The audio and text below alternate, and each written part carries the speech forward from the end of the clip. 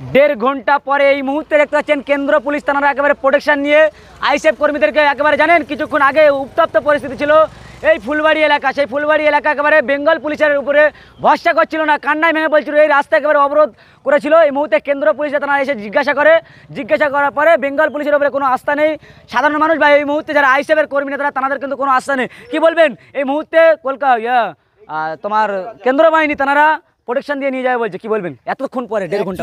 ভাঙড়ের যিনি আইসি আছেন উনি চাটুকার দলদাস চটি পুলিশে পরিণত হয়ে গেছে। কোন পার্টির চাটুকারি কথা? উনি টিএমসির পাক্কা দালাল এবং পাক্কা চাটুকার চটি খেটে খেটে এত পরিমাণ চটি ছাড়ছেন, ছেটে কেটে এমন অবস্থা ওনাকে 10 বার থেকে 50 বার ফোন করছি, এতবার রিকোয়েস্ট করছি যে আমাদের এজেন্টগুলোকে কমসে কম বসানোর ব্যবস্থা করুন। উনি দেখছি হাঁকছি এরকম বলে চলে যাচ্ছেন। উনি চটি পুলিশ চটিকারিতা করছেন। এই পুলিশের বিরুদ্ধে আমি হাইকোর্টে যাব। আস্থা আছে আপনার? বেঙ্গল পুলিশ পুরো চটি পুলিশে পরিণত হয়ে গেছে। এই চটি পুলিশের বিরুদ্ধে আমাদের কোনো রকম আস্থা নেই। সেন্ট্রাল ফোর্সের উপরে আমরা আস্থা রেখেছি। অলরেডি আমাদের যিনি যাদবপুরের পুলিশ অফিসার আছেন ওনাকে জানিয়েছিলাম, উনি আমাদের বলেছিলেন যে 10 মিনিট সময় দাও, আমি সেন্ট্রাল ফোর্স পাঠাচ্ছি।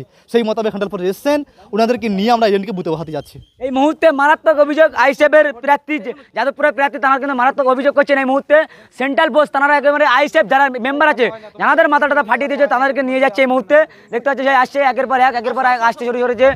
এতক্ষণ তারা ভয়ের মধ্যে ছিল, আতঙ্কের মধ্যে। কি বলবেন আস্থা পাচ্ছেন এই তোমার কেন্দ্র পুলিশ এই যে নিয়ে যাচ্ছে, আপনাদের কোনো আস্থা পাচ্ছেন? হ্যাঁ, আমাদের ভালো, একটু ভয় কমেছে কি? ভয় কমেছে। বেঙ্গল পুলিশ কলকাতা পুলিশের উপরে যখন আস্থা ছিল না, না ওরা তো কোনো কাজ করছে না। থাকতে মার খেয়েছে মার্কেট, হ্যাঁ তার আগে না, ওরা থাকতে মার খেয়ে। বেঙ্গল পুলিশ থাকতে মার খেয়েছে, হ্যাঁ মমতার পুলিশ। তারপরে এই মুহূর্তে দেখতে পাচ্ছেন যে মারাত্মক অভিযোগ সেই ভাঙড়ে একেবারে জানেন মাথা ফাটাফাটি সেই ভাঙড়ে এবারে কেন্দ্র পুলিশ একেবারে প্রোটেকশন দিয়ে নিয়ে যাচ্ছে।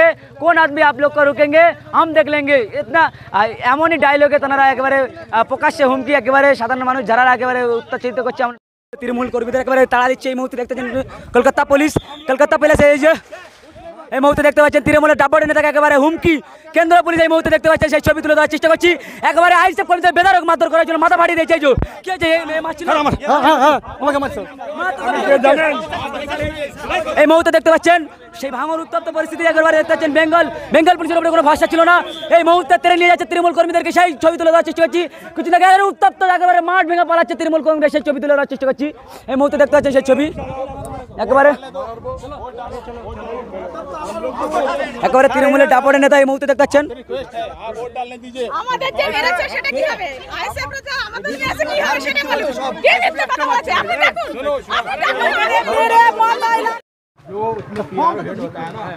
उसको बोलिए कि इसका एजेंट आ गया, वो अंदर जाएगा। तीनों बूथ में एजेंट है, ठीक है, आप बात कर दीजिए। फेटके जैसे একটু দেখাও টিএমসি দুষ্কৃতীরা, বলো টিএমসি দুষ্কৃতীরা কে মেরেছে? মারলেছে তো ওই